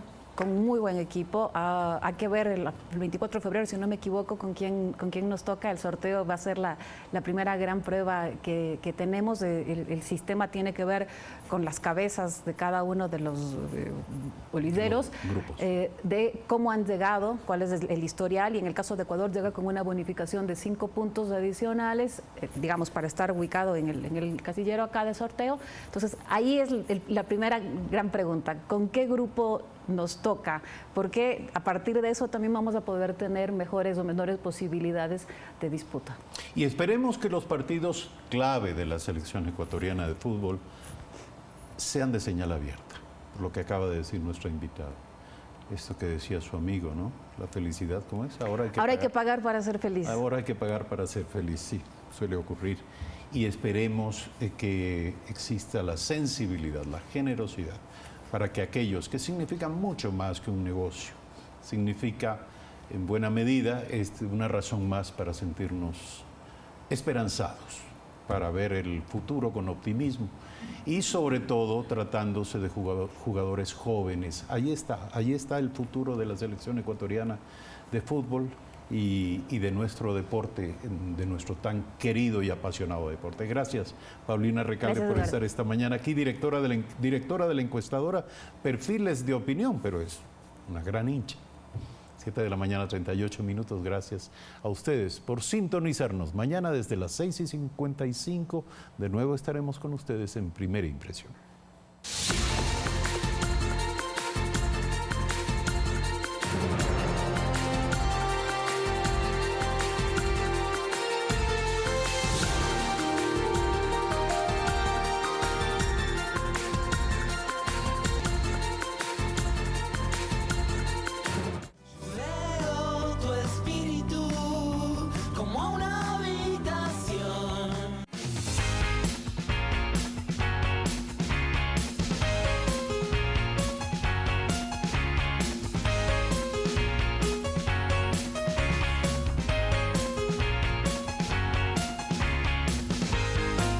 Es tiempo de dar espacio a los que enfrentan los retos y luchan por sus metas. De celebrar la pasión de los emprendedores ecuatorianos. Desde cero. Muy pronto, por Ecuador TV. Comparte la emoción. Este 24 de marzo elegimos consejeras y consejeros del Consejo de Participación Ciudadana y Control Social. ¿Cuál es tu trayectoria? Soy un profesional que se ha comprometido con los más caros intereses de mi patria. ¿Cuál es su propuesta? Quiero ir al Consejo de Participación Ciudadana para hacer lo correcto, recuperar los dineros de la corrupción, nombrar a las autoridades de control por votación directa. Yo hago lo correcto. Si Patricio Ortiz es tu voz, vota por él este 24 de marzo y hazte escuchar. Hoy, en Memoria del Futuro, Pro, una aplicación que permite la retroalimentación inmediata del servicio al cliente. Loop, una marca de ropa deportiva de alta tecnología que integra la responsabilidad social. Y Onyx Studios, una empresa que busca transformar el mercado de videojuegos móviles. Las buenas ideas están en Memoria del Futuro. Hoy, a las 22 horas, por Ecuador TV. Comparte la emoción.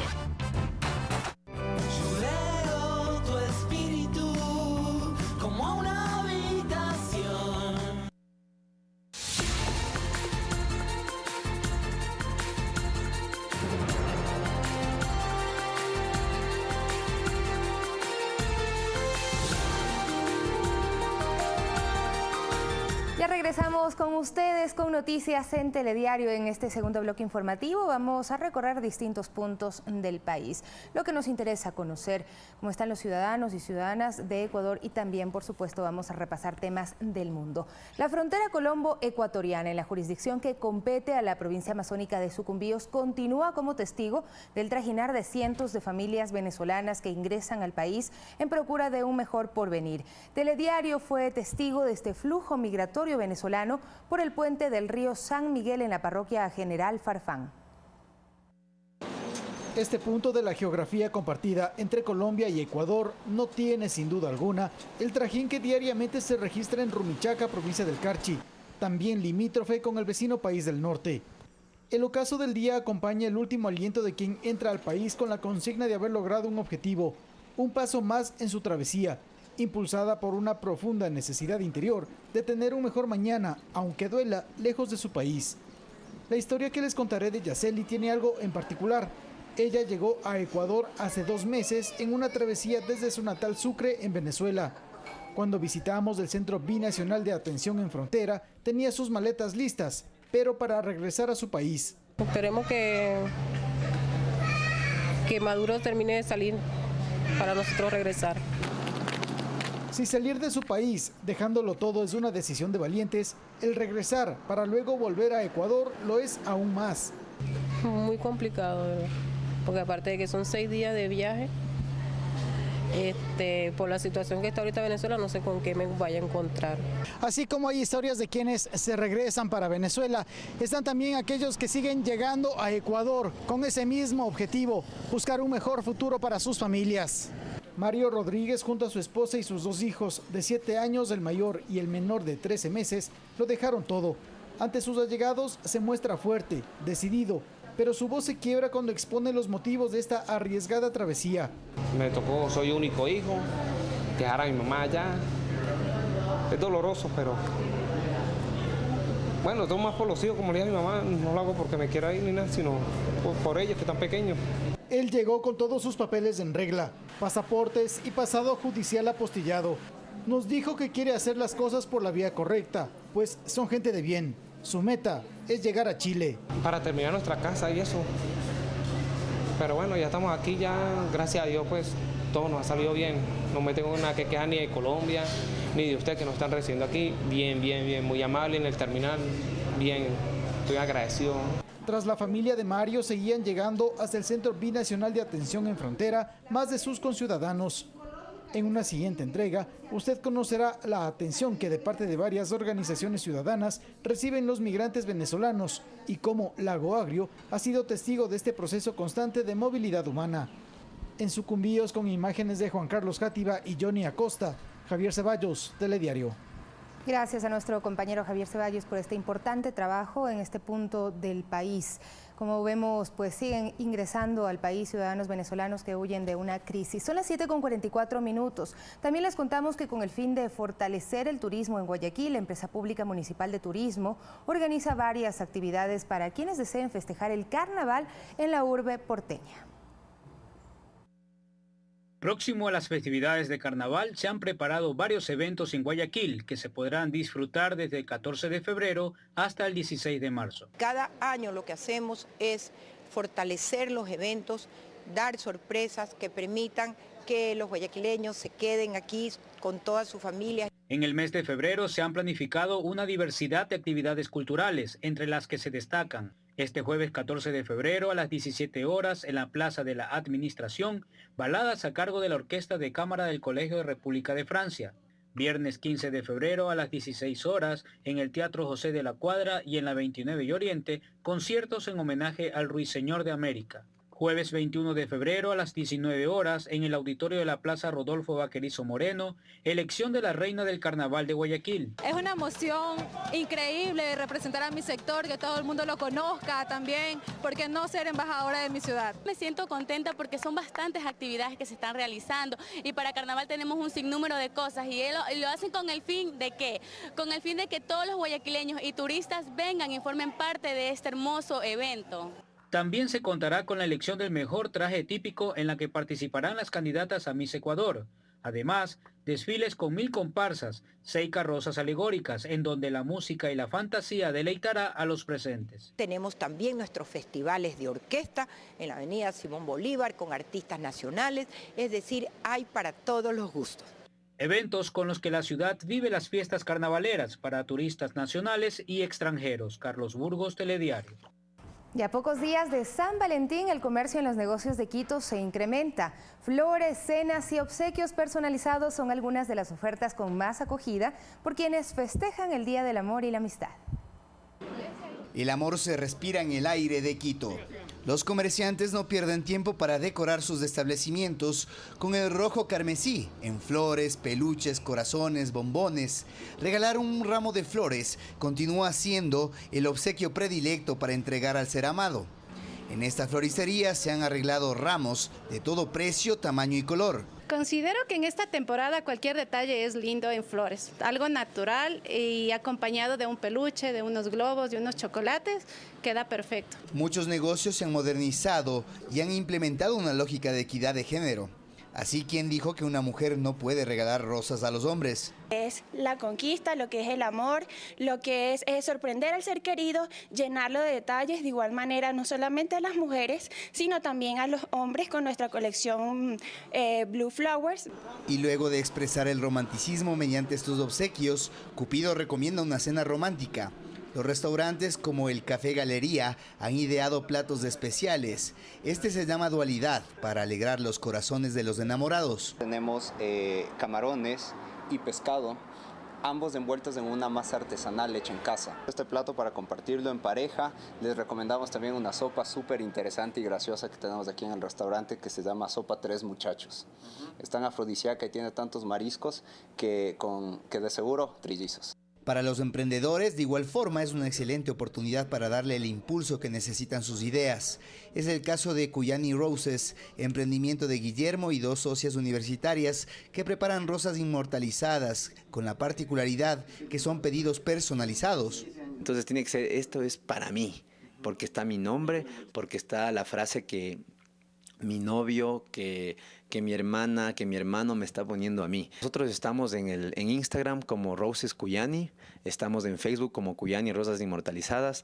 Aunque son tiempos difíciles, el amor vive y no solo sirve para fortalecer los nexos entre los seres humanos, sino para beneficiar a la economía de quienes se la pasan pensando en cómo hacer de San Valentín una fecha especial. César García, Telediario. Bueno, hay algunas ideas y recomendaciones de nuestro compañero César García, con quien hacemos ahora contacto en este momento. Él se encuentra en Conocoto porque este es un día martes de inclusión. Él está en el Centro Especializado de Rehabilitación Integral CERI para hablarnos de la canoterapia, un servicio de salud que ayuda principalmente a niños, niñas con distintos tipos de discapacidad. Así es que César, muy buenos días. Bueno, contento de verte y de haber revisado también esas recomendaciones para el Día del Amor y la Amistad, ya que usted es experto en esos temas. Ahora, ¿qué nos cuenta con los niños? Así es. Sofía, con todo el cariño siempre hacia ti, hacia nuestros amigos televidentes en el Día del Amor, reivindicando estos valores tan especiales entre los seres humanos. Acá también vamos a darles mucho cariño, amor, principalmente a estos niños que se benefician con la canoterapia y otras estrategias pediátricas que se dan de forma gratuita en el CERI. Voy a invitar en este avance a Roberto Loja, quien es precisamente uno de los terapeutas que trabaja acá con estos niños y principalmente con estos perritos que son tan especiales. ¿Cómo además de ayudarles a la terapia es tan importante acercarles a los animales, respetarlos, porque de alguna manera eso también les ayuda a sensibilizarse? Pero ya vamos a hablar de eso. Roberto, coméntame un poquito al respecto, desde cuándo están con este tipo de terapia y qué beneficio tiene en la vida de estos pequeños que se benefician de forma gratuita. Bueno, buenos días, muchas gracias por tu presencia, muchas gracias a los televidentes, saludos en estudios, hicieron alusión al Día del Amor y la Amistad, y qué mejor forma que dar amor a nuestros niños, a los niños con discapacidad, y eso es lo que el Centro Especializado de Rehabilitación Integral viene haciendo desde el 2009 aproximadamente, y hoy por hoy hemos implementado una estrategia que es la estrategia de canoterapia, que junto con otras terapias como es terapia ocupacional, terapia de lenguaje, apoyo pedagógico, dan nuevas posibilidades a los niños en su recuperación, niños con problemas motrices, auditivos, de lenguaje y cognitivos. Perfecto. Ellos, con la colaboración de estos perritos, ¿qué pueden hacer? Bueno, los perritos nos brindan diversas estrategias, diversas habilidades, sobre todo en el relacionamiento que tienen nuestros niños con el terapeuta, con los animales, con su entorno, hacer un entorno más amigable, más familiar, y ese es el vínculo que están generando nuestros perritos en beneficio de la salud de nuestros pacientes. Perfecto. Más adelante, Roberto, vamos a estar conversando de nuevo contigo y con los niños y beneficiarios de esta labor. Acá tenemos nuestros perritos, miren. Juan se llama él, ¿verdad? Sí. Juan, allá tenemos a Pipa, a Moscú y allá Honey, ¿no es cierto? Estos maravillosos animalitos que están ayudando a los niños principalmente con discapacidad. Son seres tan nobles que de alguna forma a través del cariño y esa sensibilidad que se desarrolla al poder respetar a los animales tienen un alto impacto en varios tipos de discapacidades. Los detalles de esta estrategia que se está implementando acá en el CERI les estaremos brindando en pocos minutos en Más Cerca con Arturo Barriga. Mientras tanto, devolvemos el paso a Sofía Montoya con más información en Telediario. Muchísimas gracias, César. Pues siempre es un gusto poder conocer estas iniciativas y ver que hay gente buena, positiva, haciendo cosas por los demás. Nosotros ahora vamos a repasar las noticias internacionales.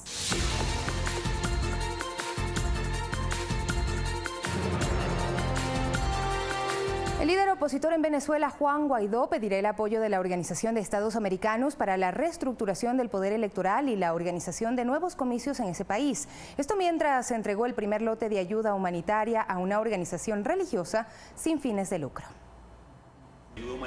Los insumos entregados a la Asociación de Centros de Salud son 85.000 suplementos alimenticios, que se reducen en 1.700.000 raciones nutricionales para niños y 4.500 suplementos para embarazadas. Estamos entregando un primer cargamento o donativo de insumos, como hemos dicho, en esta primera fase, a la población más vulnerable, niños entre 0 y 3 años de edad, los primeros 1000 días, madres en periodo de gestación, que hemos conseguido 85.000 suplementos. Dicha ayuda humanitaria, por un valor de más de $20 millones, fue prometida por Estados Unidos a la oposición venezolana. Guaidó además señaló directamente a las Fuerzas Armadas como el factor que hoy en día sostiene al dictador. ¿Qué nos falta hoy luego de 20 años de de trabajo, de sacrificio, de construir mayoría, de hablar al pueblo. Nos falta el elemento que sostiene en definitiva siempre en última instancia las dictaduras, ¿no? Que es la Fuerza Armada.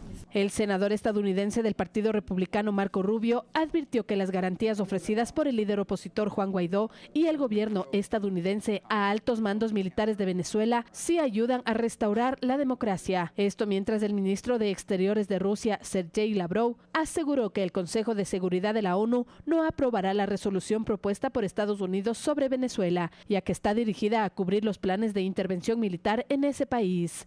De su parte, la Contraloría de Venezuela anunció la apertura de una auditoría al jefe del Parlamento, Juan Guaidó, por supuestamente ocultar datos en su declaración juramentada de patrimonio. Presuntamente, primero, ocultó o falseó datos contenidos en su declaración jurada de patrimonio.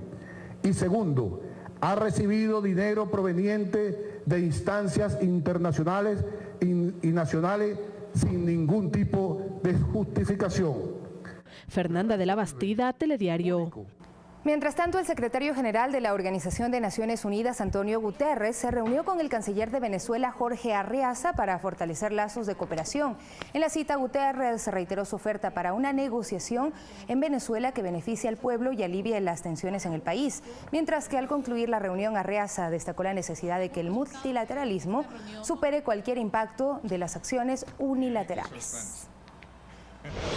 Y los venezolanos marchan este martes para pedir a la Fuerza Armada no bloquear la ayuda humanitaria estadounidense, considerada por Nicolás Maduro la puerta a una intervención militar. La manifestación la encabezará el dirigente opositor Juan Guaidó en el este de Caracas, pero se replicarán en todo el país con motivo del Día de la Juventud, para recordar también a los cerca de 40 muertos, muchos de ellos jóvenes que dejaron los disturbios y protestas de enero contra Maduro. 7:56 y con el propósito de apoyar el proceso de estabilización y convivencia pacífica y promover temas de biodiversidad, el presidente de Alemania, Frank-Walter Steinmeier, inicia visita oficial en Colombia. Este martes tiene previsto reuniones con el jefe de Estado Iván Duque y con el canciller Carlos Holmes Trujillo en la Casa de Nariño. Y este miércoles 13 de febrero tendrá un encuentro con migrantes venezolanos en el que estará acompañado por el embajador de Colombia en Alemania, Hans-Peter Knudsen, y dejará Colombia con rumbo hacia Ecuador. Vamos a la India. Al menos 17 personas, entre ellas un niño, murieron en el incendio de un hotel en Nueva Delhi. Los bomberos lograron extinguir el fuego casi 4 horas después de que este se iniciara en la madrugada. De acuerdo con medios locales, 22 vehículos participaron en las labores de extinción y por el momento se desconoce qué provocó el fuego. El incendio en el hotel, reservado al completo por una familia que había acudido a la capital india para asistir a una ceremonia, deja otros 3 heridos. 7 de la mañana con 57 minutos. Les contamos también que expertos colombianos en manejo de recursos hidrográficos recorrieron el sector de Tornillo, en Guayaquil. El lugar está ubicado en las inmediaciones de la planta de tratamiento de agua, lo que expone a los moradores a enfermedades y malos olores. Las fuentes hidrográficas constantemente están expuestas a la contaminación ambiental. 2 profesionales colombianos que han recorrido varios países de América Latina visitaron el sector El Tornillo en Guayaquil, donde constataron los problemas ambientales a los que se exponen quienes habitan en las inmediaciones de la planta de tratamiento de agua. Donde se está trabajando con lagunas de oxidación y posteriormente se está deyectando las aguas ya tratadas a las quebradas que van a dar a esta zona. Entonces, de una u otra manera, hay que estar evaluando si el tratamiento que se está adelantando en este momento realmente está cumpliendo con la normatividad establecida, no solamente por la Organización Mundial de la Salud y por la FAO, sino la normatividad que ha asumido Ecuador a través del Ministerio del Medio Ambiente. Pero además de afectar la salud de los habitantes, el daño al ecosistema es irreversible. Directamente la salud de las personas de la zona está comprometida, ya sea por un alto riesgo de infecciones bacterianas o parasitarias, problemas de piel y mucho problema respiratorio. Y en los Guayacanes allá sí apesta más, como a lodo podrido. A lo que llueve, pues eso como que se asienta, no sé. Entonces coge mal olor. Usted percibe, pues, ¿no? Ese olor, pues, está como en la garganta. Y mis hijos sufren mucho con lo que es la garganta, por las infecciones del mal olor de las piscinas. Tiene que haber mucho control social, y el control social es definitivo, pero el tratamiento tiene que ser muy técnico, muy científico y un tratamiento muy juicioso que permita que estas aguas residuales pues no le hagan daño a los humedales, como lo vemos aquí, miremos los animalitos, la flora, la fauna, y obviamente el río, que es el que está alimentando y nutriendo a la mayoría de guayaquileños. Los especialistas en estudiar las cuencas hidrográficas dicen que es vital que las autoridades evalúen el sistema de tratamiento de las aguas residuales y se garantice la efectividad del trabajo. Que realmente se mejoren esas condiciones y por eso se establecen unos rangos de características físicas, químicas y biológicas. Uno podría entregar las aguas en mucha mejor condición de las que de pronto estamos encontrando en la zona. Mariuxi Buenaño, Telediario. Y así nos despedimos en Telediario, pero enseguida continúa Más Cerca. Hoy hablaremos sobre proyectos para personas con discapacidad. Así es que quédese con nosotros a través de la señal de Ecuador TV. Un buen día, a las 13 horas, más noticias en Telediario.